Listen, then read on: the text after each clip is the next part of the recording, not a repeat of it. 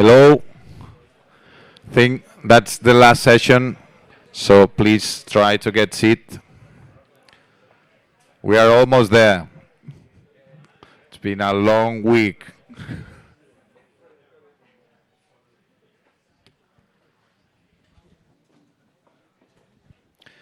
So, as I was mentioning, that's the final session.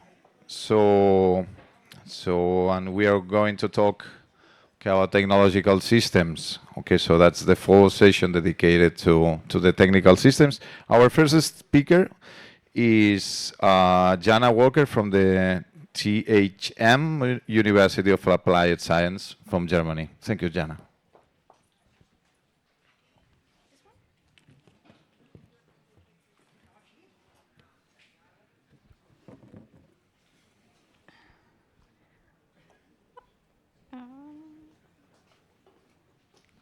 Okay, hi everyone. My name is Janna Walter. I'm from Germany, from the THM, and also consult at HHP Berlin in Germany. We are a fire safety company, and yes, and today my topic is fire safety from the other side. I'm a user, not the authority, and yeah. Okay, before we dive into the details, I show you some pictures, and they remind us why fire safety is important. Yes, you see there are 3 devastating fires that occurred in different places around the world, and my condolence goes out to the people who were affected, and not only costs lives and cost damage of the property. These examples show us that fire safety is important. Okay. Fire safety is considered a key public safety issue worldwide, and with different countries with taking different approaches, but all agree with the basic objectives with the fire safety regulation. It's protection of human and animal life, prevent fire injuries, and the protection of property and building contents. Fire safety is a part of the building permit, and until the fire in Düsseldorf, the fire safety was only a part of the designers, architects, and afterward, now we need a certification of a fire safety engineer.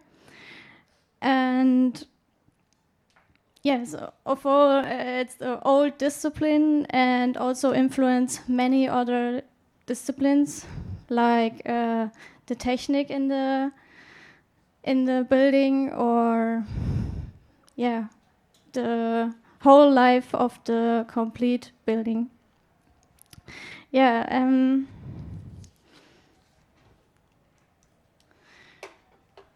Since my master thesis in 2020, I've been working on this topic, and I wanted to know how a fire safety certificate had to be presented with BIM in order to provide a model-based certification.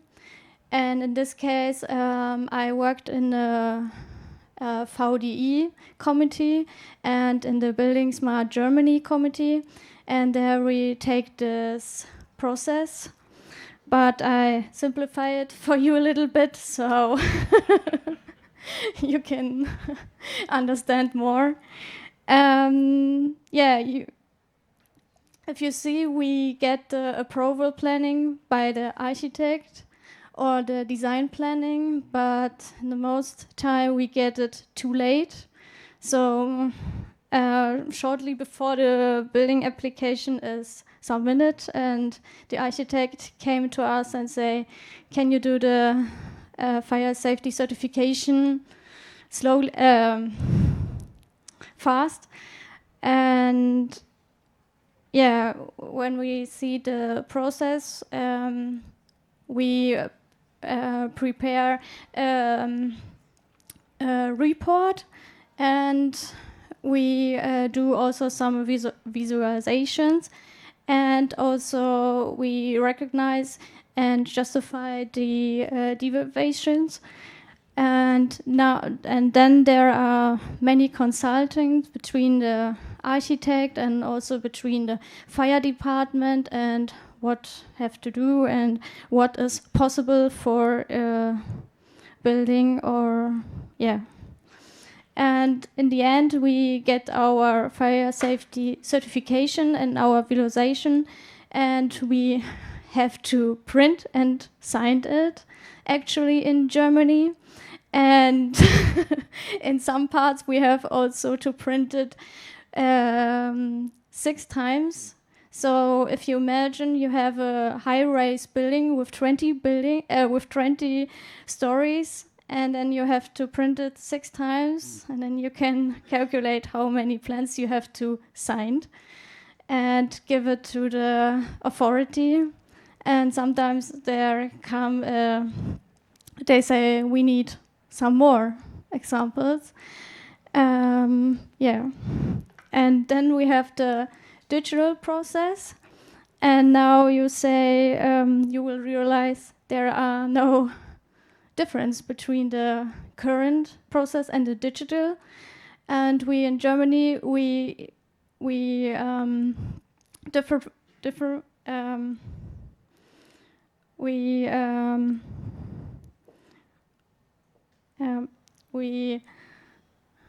have a difference between digital and model-based process. The digital is primarily that the digital building application refers to the submission of the conversion application in electronic forms. So the difference is that we do a PDF and send it to the authority. But there are almost... Oh, okay. But there also need some additional printed version. So as we heard here at the conference, Germany is not so fast. And yeah, and then I have to speed up.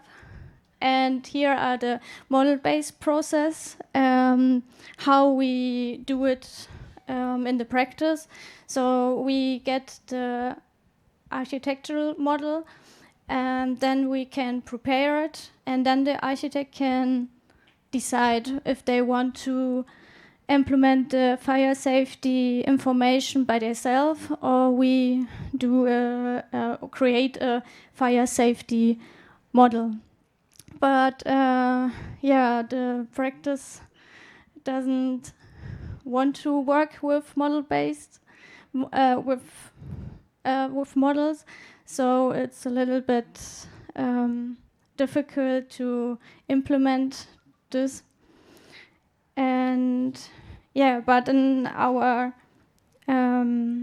study, we see that the question can be asked more especially to a subject if we have a model, and so the fire engineer and the architects can communicate better, and there is a better exchange.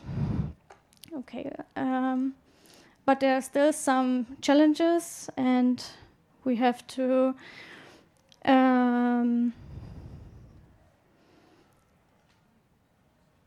we have some challenges, and we have to adjustment the workflow to the fire engineers, because there are some people, they say, well, we have to do it if the necessary at the by the authorities, and they don't need it.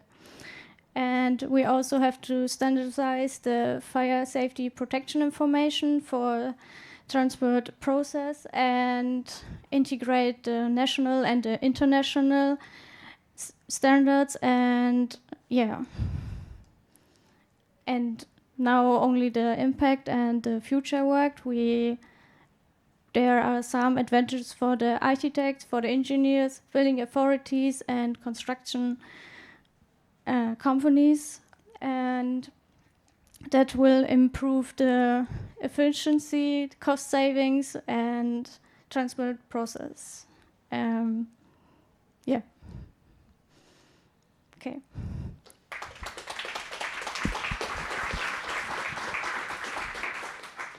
Thank you so much. I don't know if there is any question.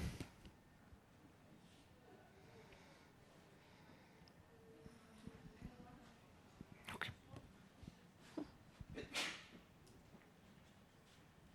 Yeah. Thank you, Janna, for bringing up this substance, fire safety. It's very important and a part of an authority which will be asked in all building permitting process. I want to ask about your study. Did you speak with many municipalities or many designers when you were working with the new process and such?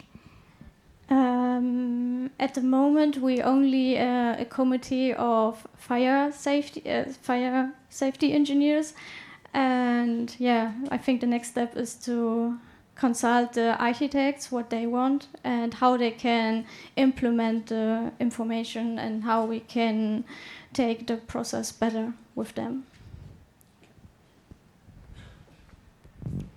Thank you so much.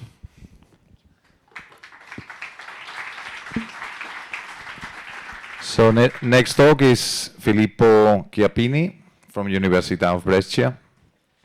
Filippo, the floor is yours.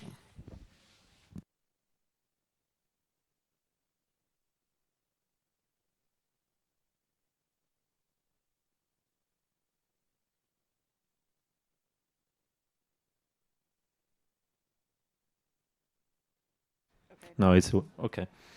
Hi everyone, my name is Filippo Chiappini from University of Brescia, and now today I'm gonna try to explain to you my master thesis research, I'm doing this work in the University of Brescia, and then also I spent some months abroad in the University of Bochum, where also I've learned a lot of things. So we started from two main questions. These two questions are under investigation in both universities where I'm trying to work for my thesis. So the first one is the integration formalization regulation and the coding of property machine readable format. So we are speaking about regulation in this part, while in the other part we speak about the level of information needed and also how can to express the model information in a more simpler way. So for these two questions, we try to develop two paths. So speaking about the regulation, we try to create an automated approach using also some artificial intelligence tool that I'm going to speak later. And talking about level of information need, we try to use another approach, not using IFC file, but linked data.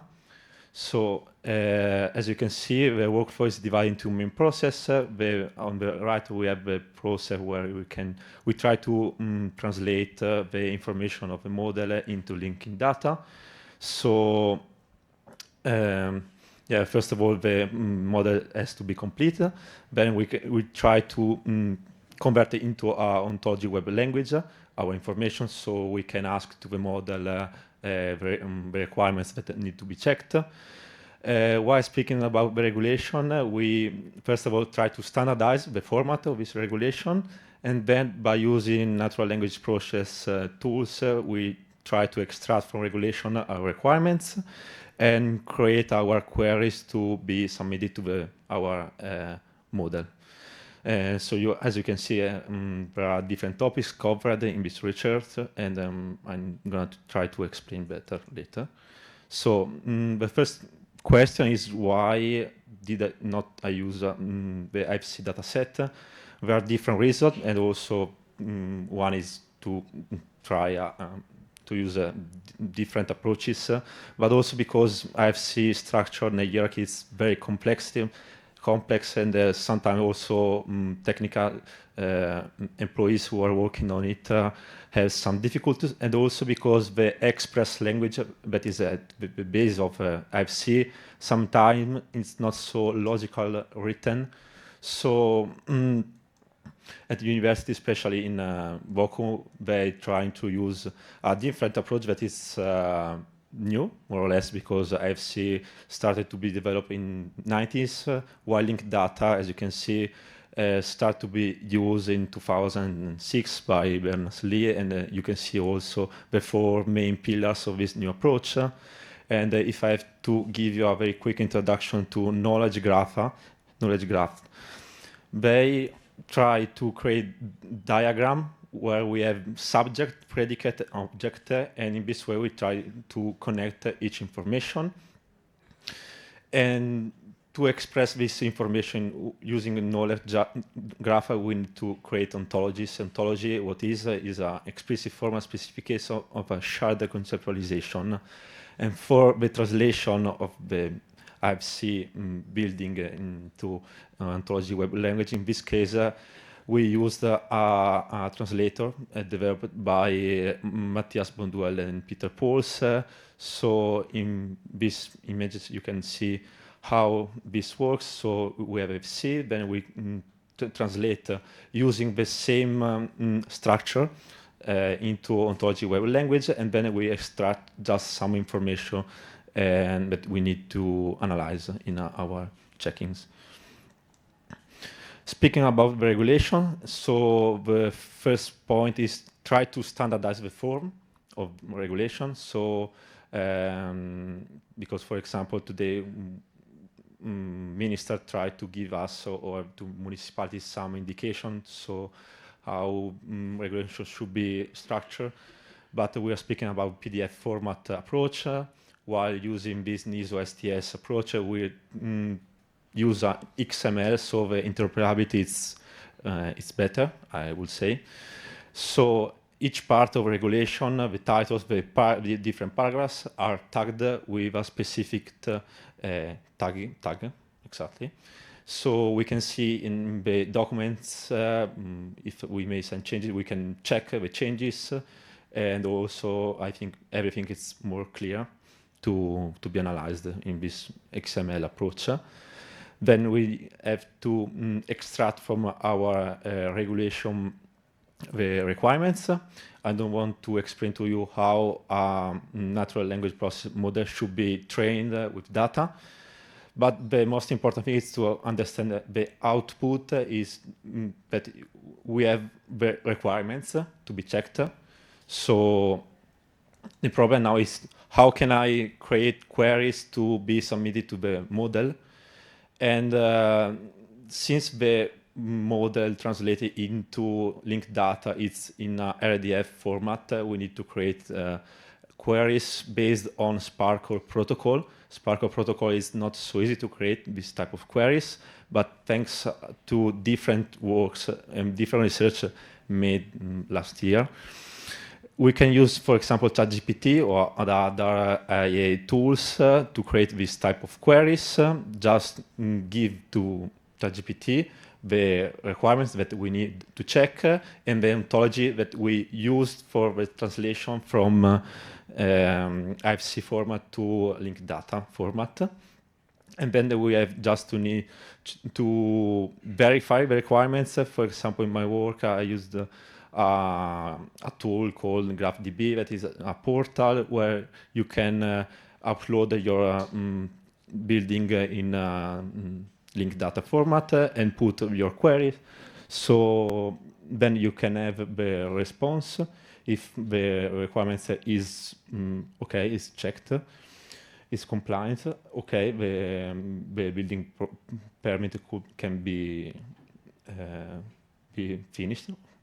While otherwise you need to fix the model and then re-upload the model on this tool, for example, and try to verify again the requirements.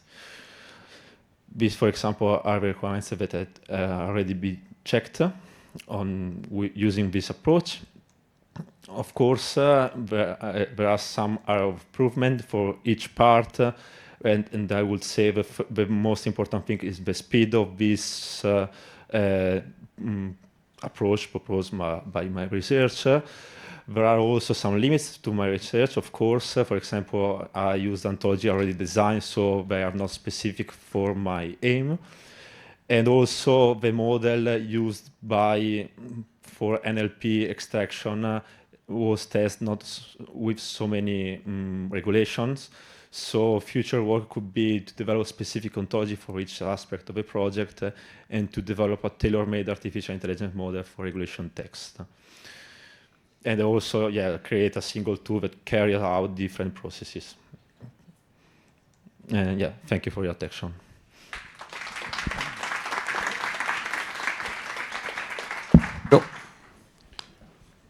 So there is any question?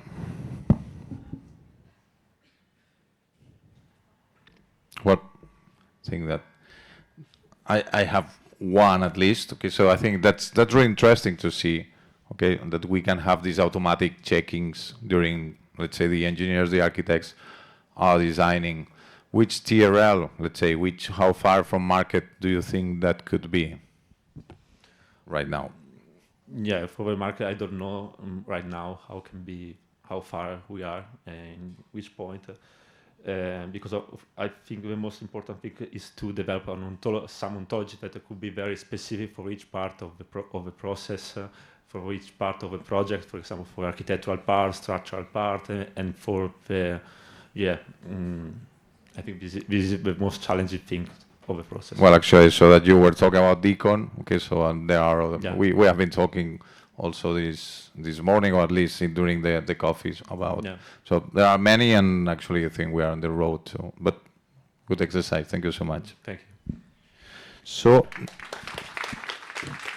next speaker is, I don't know if I'm pronouncing your name properly, Zijing Zhang.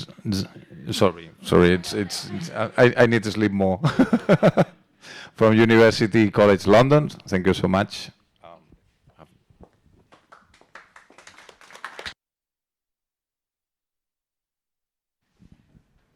Hi everyone, and well done for staying until this last session of this conference. My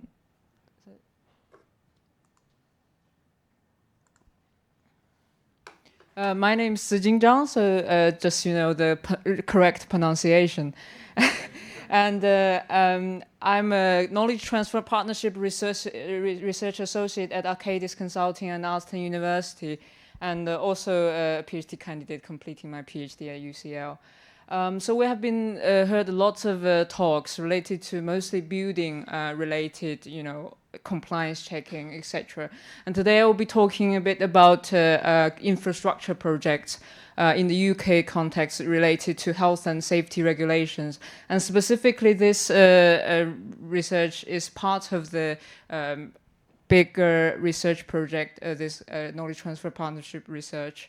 And I will be mainly talking about mapping the processes and developing the rule sets for the health and safety regulations in the UK.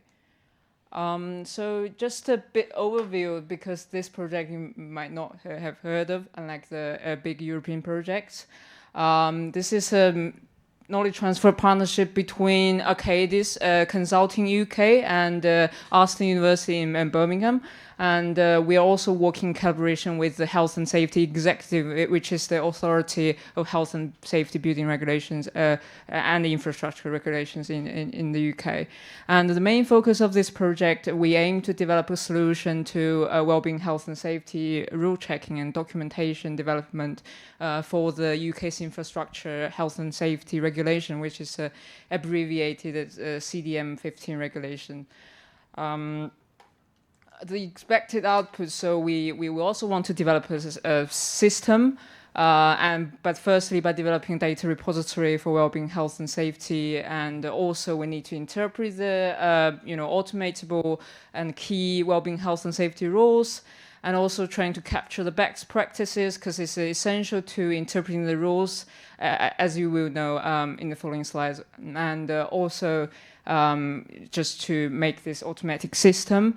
And we also try to integrate some of the BIM and the GIS processes, because for infrastructure projects, those GIS would also be important, and deliver the documentation in line with key stakeholder expectations, such as clients' expectations. So just to give you an idea about where we are at in this project, so we are at stage 3, which is what this piece of research is about interpreting rules and mapping the processes and developing a kind of prescriptive rule set to be able to do the compliance checking of health and safety regulations.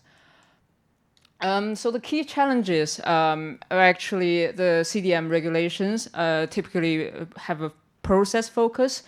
So it looks at maybe the design risk management process, how you identify some hazards and risks and try to mitigate those through design. So also maybe you have heard prevention through design, health and safety through design, that kind of similar research. And it's it does not have the product focus where you look at the objects and properties relationships in BIM model, and also the regulations written in an outcome-based and objective-driven way. So no prescriptive rules, and they're ambiguous and subjective, such as I think this is probably the most common phrase in this regulation, which is so far as is reasonably practicable.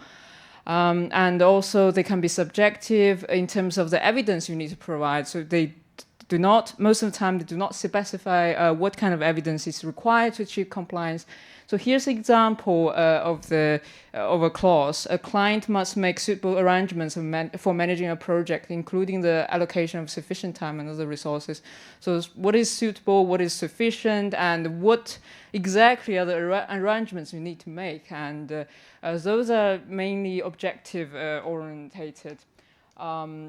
And the detailed clauses below also did not give you a clue about that. Importantly, we want to map out clear design risk management processes and also analyze the regulations to find out what are the components and how can we develop some clear and operable metrics and rule sets based on the CDM regulations. We use design science research, and because our end goal is to develop an artifact of the software. But initially, about this process, we just did lots of questionnaires, focus group interviews with related experts to map out the processes of health and safety management, especially related to design stage, and also just to develop the rule sets and validate them in the focus groups. So those are the process maps we produced, which is about the design stage, and also we tried to incorporate, we tried to make this cater for different complexity of infrastructure projects. So we have separate ones for complex and standard ones, and in the process, the darker gray is the activities, and also you have loads of documents in the process, and those documents provides very important evidence for you to achieve compliance, and some of those are explicitly required in the regulations, and some of those are not, and they also vary in different projects. Also this is for design change, so a similar type of process map, but just to give you an idea. The regulation analysis, we look at, obviously text and clause number, but more importantly, compliance impact. So because they are so not prescriptive and performance-based, what does this mean to different duty holders involved in this process, such as principal designers, clients, etc.? And also just looking at the subject, verb, and object of that clause. And importantly, as I mentioned, so far as is reasonably practicable, is actually an exception. It gives you some excuse to not do something in some cases.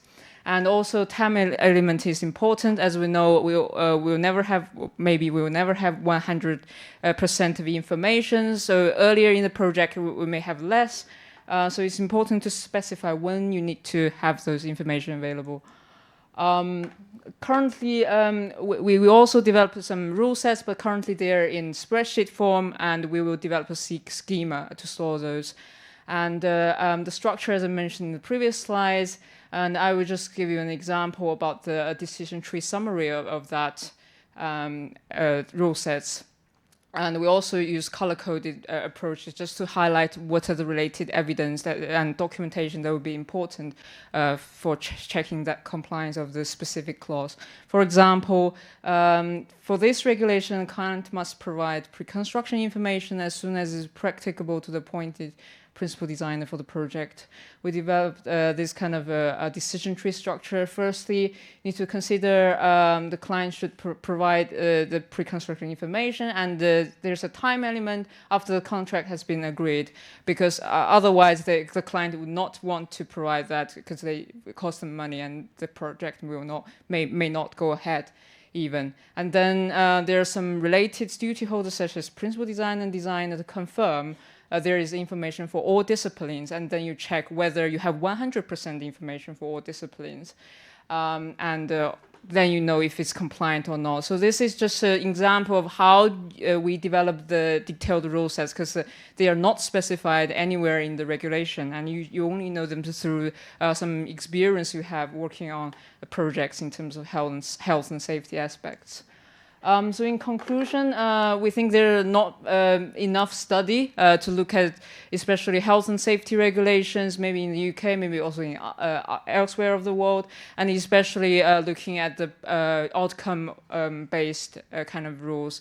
And we really need more guidance documents and to really capture the knowledge from the engineering work to know what would be the more prescriptive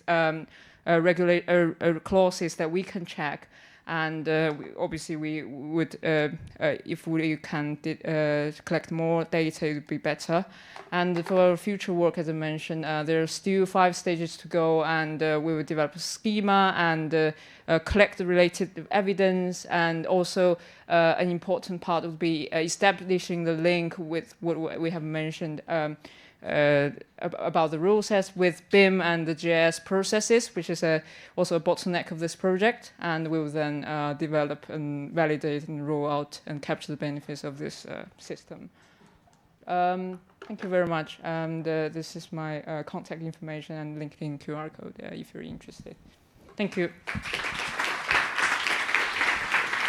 Thank you, Zijing. Thank you. There is any question? It seems that our audience is almost exhausted, so they left the questions for me. So, okay, I think that's a good example or case study, probably, of how, okay, the permits and the digital twins might fit, okay, because I was thinking from my point of view, okay, from the European projects that I've been part of, or even project, let's say, is how we are implementing, let's say, techniques of IoT, for example, of knowing where the workers are in the construction site, okay, and giving that in this information that you are, let's say, checking or doing the benchmark with the health and safety project, okay. So, but obviously getting the health and safety project in BIM nowadays is something that is not really happening every day, okay. So at least I can say in Spain it's not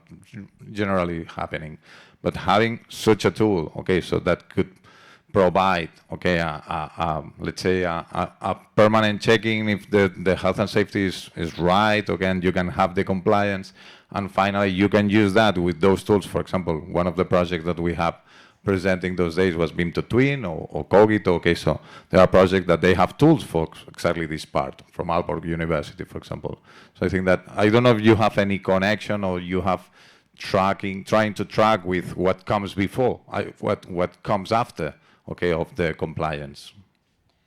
Yeah, so we think that maybe 2 steps. First step would be it would be like a supporting tool, compliance support, because it's not like a digital building permit you need to apply before you start the building work or something like that. It's actually health and safety happens on the construction site, but it to mitigate that, it starts at the design stage, and you need to identify all of the potential hazards and try to mitigate through design stage.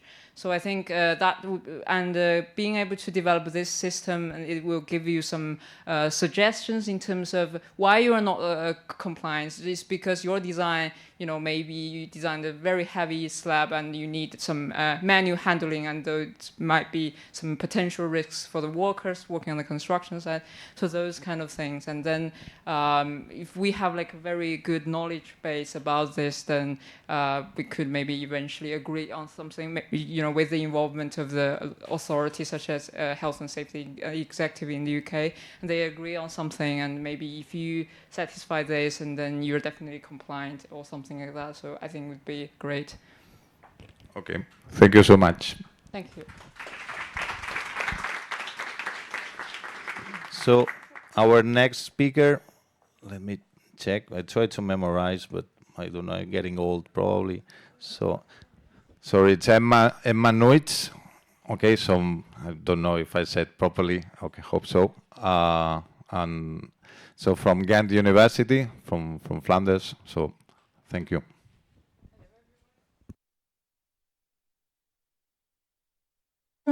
Yeah. So today I'll talk about DMN as a visual interface for building constraint creation. It's a paper written by me and 2 of my colleagues, Jeroen Werbroek and Ruben Verstraeten. So a little bit about me, because I'm quite an unfamiliar face or new face in this community, I think.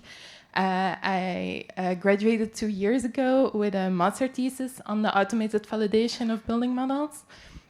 And I work full-time as a project engineer at an office in Ghent, and 1 day a week I'm an assistant academic staff at Ghent University.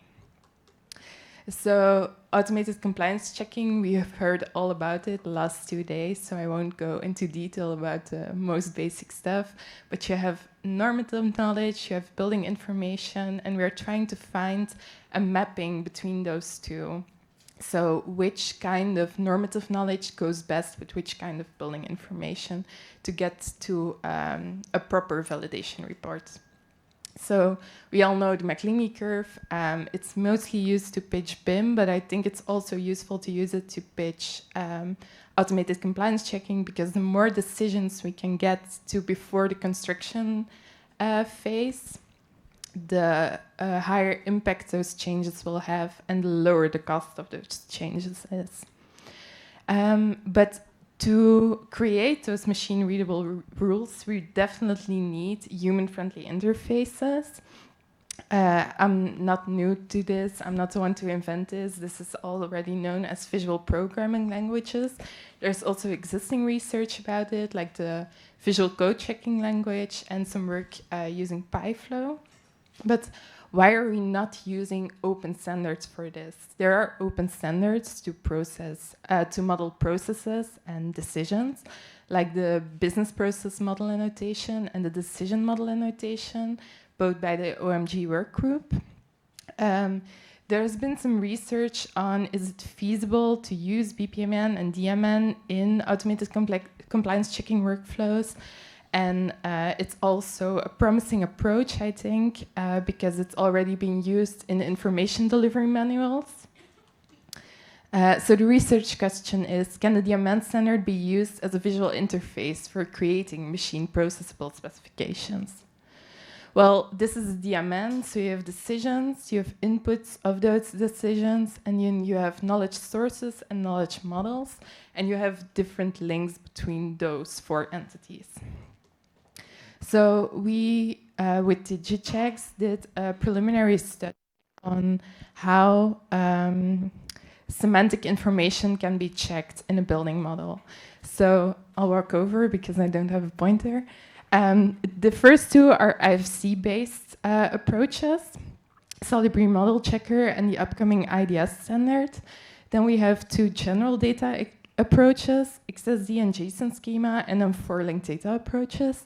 And on the other axis, you can see 4 kinds of constraints I defined in my master thesis. So we saw that SolidBeam Model Checker could do all of them, but it's not an open standard. XSD could do all of them, and then 3 out of the 4 linked data approaches could define all of the constraints, which is very promising. Linked data also has some other benefits, like interoperability, and also that you differentiate between geometric representation and the semantic information, which is something IFC does not do. So we chose Checkle, and by we, I also mean the GGChex project, like Francisco already explained to us. The most benefits of Shackle are that it supports negation as failure because it has a closed world system. So if it doesn't find a property, it's always set to false. So you don't get false positives. And it also has a standardized validation output, which I think is beneficial when using it in a commercial system. So people who've already seen one of my presentations know I always take a code of the accessibility regulation. So the sum of twice the riser and once the thread of each step must be between 57 and 63 centimeters. It's to evaluate if a staircase is not too steep. So for those who are not familiar, riser height, thread length. And then here you see a shackle shape, which defines that the sum of twice the riser and once the thread. So we have a riser, we have a thread, and then we have 2 times the riser plus the thread, and we return that as the result. And then this result must be between 75 and 63 centimeters. So it should be, the result should be less than 570 millimeters in this case. The regulation is written in centimeters. So how can we use DMN as a visual interface to create those kinds of constraints? Because we cannot expect building authorities to write this kind of code. So it's actually using 4 elements in DMN. So you have a stair flight, which is a target class of the value constraint, and then you have 2 properties, a riser height and a thread length. You put that into the stair formula, and in DMN, if you click the little table on the left-hand side, you get to the upper table, but it's in one figure to be more clear. So when the riser height and the thread length are defined, then you can get a stair formula. And the stair formula is defined as a success if it's between 570 and 630 millimeters, and otherwise it returns both times false. Because of the closed world system of Shackle, we have to do those cases too. So you model all of them in the DMN. So some conclusions and limitations. Well, it's quite a preliminary work. It's also just a proof of concept if DMN can be used as a graphical interface. We think it's beneficial to use a graphical interface because, for example, architects can model project-specific constraints. User with different mobility needs can model their constraints and see if they can access a building. And also the flexibility, it's quite easy to update regulations to a specific project, for example, a renovation where other guidelines are governing. It also uses linked data technology, which is beneficial for interoperability, geometry, semantics. For now, it's only a manual mapping. It's just a proof of concept. And we should investigate if we can also define performance-based requirements, because of now, we're only doing prescriptive requirements because the guideline on accessibility in Flanders only has prescriptive requirements. Thank you.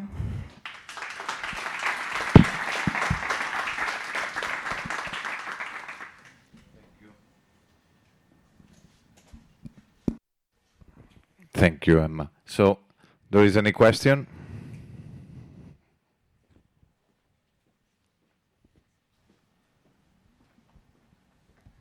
Thank you. You said that you didn't expect the authorities to define these shackle shapes. So this can be some kind of barrier to expect this method from other kind of scenarios, the need for this specialist or this person that have to define. Well, I don't think we can expect building regulation authors to create these shackle shapes, but I think we can expect them to model these DMN diagrams. Or that we cannot expect them to, but the threshold is way lower than learning shackle. Yeah. Okay, thank you.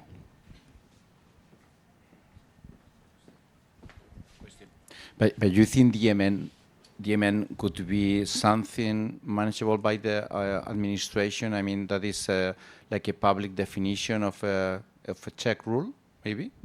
Yeah, maybe. It's an open standard. I think it's not that hard to learn, DMN. And it only has 4 different types of building blocks, I'd say. So I think it's not that hard to learn, but it's an ideal world, telling you. Okay, thank you so Thank much. you. So, and our last speaker, Harald Urban from Technical University of Vienna. Thank you so much.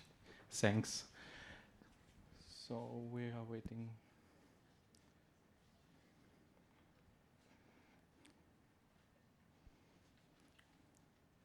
Okay, thank you very much. My name is Harald Urban, and I have the honor to present the use of augmented reality in the openBIM building process in the city of Vienna.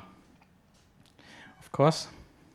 So, but before I start with the, we have this desktop, maybe, but we see the slides, so it's okay. Okay, so before I start with the augmented reality part, I will give you an overview about the openBIM building process in Vienna. It was developed in the research project Brise Vienna, and it has several steps. So the first step is the creation of a survey plane. So the planner creates a survey plan based on the level of information, so the requirements from the building authority, and then the building authority checks and approved this survey plan. This is the basis for the creation of the BIM model, and also later for the checking of the BIM model. This is the 2 steps for the survey plan, and the next step is a really interesting step. We named it model pre-check. So this step doesn't exist in a normal permit.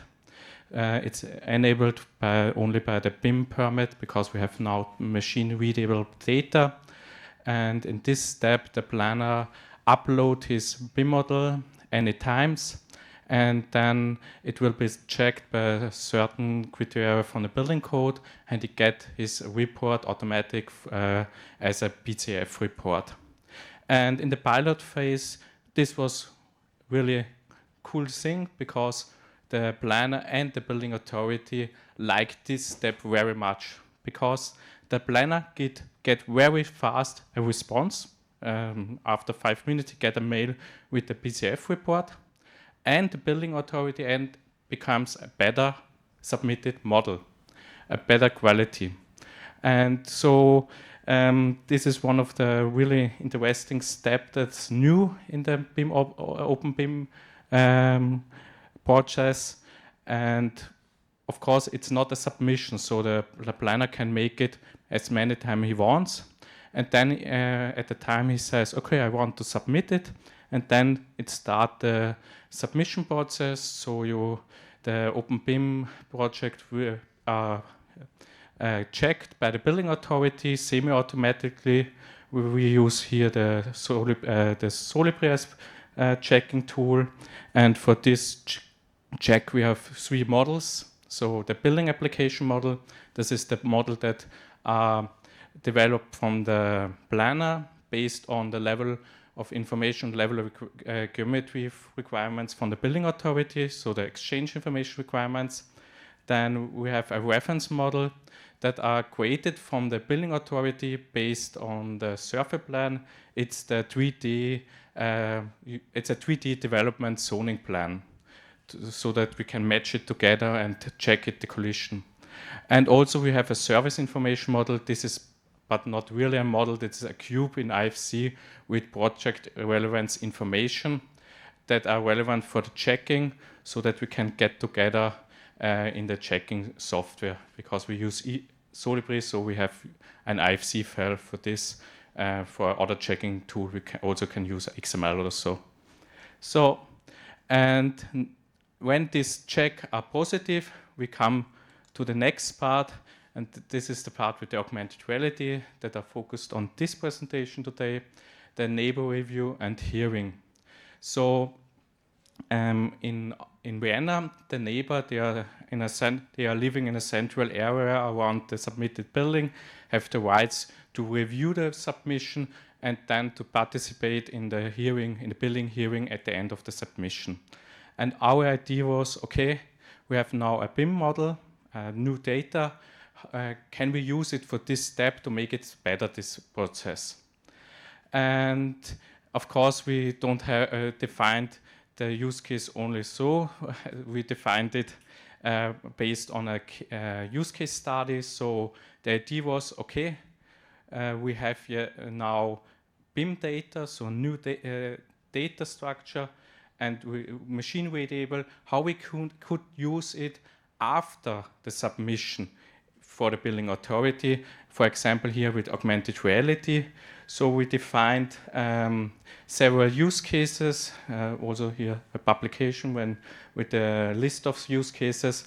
And the two importance of us, we also developed in the project Prise Vienna, the neighbor review and the hearings, what I told before. So on this basis, on these use cases, we defined the objectives. So the idea was to a 3D presentation helps the neighbor better to understand the submission, because a 2D plan is a kind of technical language. And so the idea was, okay, we use the building application model and augmented reality to help the neighbor to understand the submission model, and in the best case to get less objectives. And yes, also goal was that it's web-based system, so that we can use it easier in the building authority, because desktop applications are very difficult to integrate in a building authority in Vienna, because the system is server-based, and so we developed this in web-based system, and also included a 3D city map. This data exists before Prise Vienna. This is automated, generated from a map, and on this figure, the red elements are the automatic elements, and the building with the red roofs are automatic are this 3D city map, and the building that are not red is the building application model. And the idea was that to help the neighbor to get a better feeling how it works, this submitted model in the neighborhood. Yes, out of scope was building site review. So the review was in the building authority. And based on these objectives, we developed a software based on several open source solutions, VGS, IFCS, and WebXR. I have a short video lately in German, but I explained. This is the dashboard for the referent, for the building authority. He selects the building application model, and then he begins to add this building application model. So he decided which neighbor can go to the review, also to get the information about the review, and also decided which document are used in this step. And then the neighbor gets an email with the QR code, and then it goes to the building authority, scan the QR code, And yet he get not the building application model, he get a teaching model. So at first he can he get explained what rights he had, what objectives he can make, and also I think the frequently asked question in a neighbor review. So to help to understand, okay, what can I do as a neighbor in this process? Also, he write are the paragraphs and also described, okay, this is open structure, closed structure, and so on. After that, he can then see the document of the BIM of the submitted of the submission, and then also he can see the building application model and can give objectives. Yes, and yeah. He sees also information about the IFC model and can give objectives. For example, here the building is too high. Yes. And the other side was the hearing. So yeah, now you see the API to the building authority. You can download it as a PDF. This was very important for the building authority. And next is the hearing. So there are many people and have tablets, and you see the screen from the building authority. So left, you see the screen from the building authority, right from the neighbor, and he can select it or highlighting elements to explain the neighbor what element are to discuss and so on. And this is really nice because everybody knows, okay, we will talk about this element and not from this front or this building story and so on. Yes, and after we make an evaluation and pilot phase, so we have two groups. One group was AR at first and then the normal process, and the other group has at first normal process and then AR. And we have a short result. I show you some results. So one is less time pressure because by the normal process, the building authorities stand every time nearby from the neighbor. And by this app, he can go in the building authority and can make it all on himself. And other is the better understanding of the building. Interesting is we also ask the people, would you like next normal process or AR?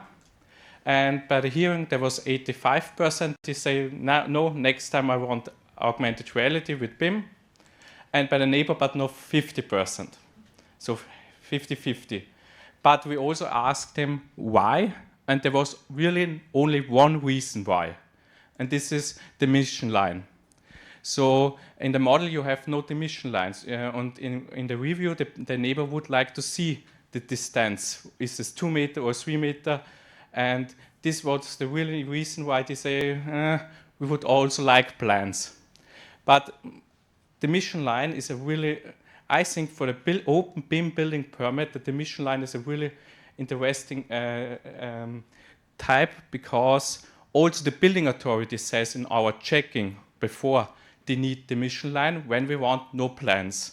When they have no emission lines in his model, they want also plans, and then you have two database, and that is what I don't want. So we have exchange information requirements to the planner to model the BIM application model, and last week we updated the exchange information requirements and add the emission line as IFC annotation in the IFC.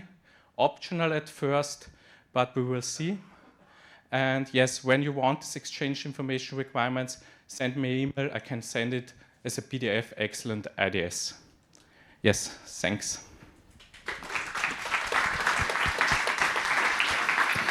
Thank you. So, questions? That's the last chance, you know, because it's the last. We can discuss it later. Okay, so no, I just have one question, because I was super surprised with this 50%. Okay, and there is also the option of since augmented reality, if it's geolocated, you can put it in the place, okay? I mean, if they are neighbors, they could be able to see it in the place. And did you try to test these and see? That I say the slide before that this was out of scope because the legal allowed this not in Vienna. The code, the building code allowed this not in Vienna because the building authority has to guarantee that only the neighbor has to see this model in the submission. Here's the building code very strictly, and when you say, okay, I took it outside and everybody can download, then the building code, the building authority cannot guarantee that only the neighbors see it. So this was the reason why it was out of scope in this project. But it was very interesting when the hearing was in the Corona time. So we had in the building authority. But I think the hearing was very interesting to get on the building side. Yes. Okay, thank you so much. So I think we can say that that's the final. I give you the floor. Thank you, Eduard.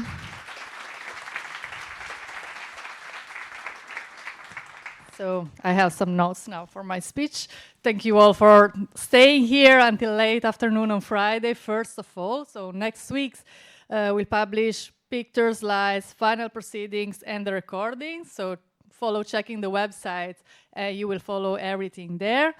I have received several thanks from everyone, and I am really honored about your happiness these days. So thank you to all. And now it's my turn. So I promise I will be quick, but I want and I have to. So thank you to all the organizational committee to support these successful choices in the organizations and the whole implementation. Thanks to José for great graphics and prompt graphics preparation. Thank you to Stephanie, Kavita, and Sarah for program, book of abstracts, and pictures of the events. Thank you to the COAC people for great, prompt, and nice support. To the scientific committee for their work. To the chairs for the great moderations, including the ones that were not aware, for example, Eduard. Thank you to the supporting organizations and the sponsors. Thank you to Judith to chair the scientific committee and to keep everyone super efficient, including myself. Thank you, Judith. And thank you to all of you for believing in the event, bringing very high quality contents that really made the events, and also for keeping always a very nice and collaborative atmosphere. It was really great. And I'm looking forward to meeting you all next time and maybe collaborate together in the meantime. So thank you and enjoy your evening in Barcelona. So see you next time. Maybe there isn't nothing to add, actually. But thank you so much, Francesca, for all your work and your effort to make that event happen. Thank you so much.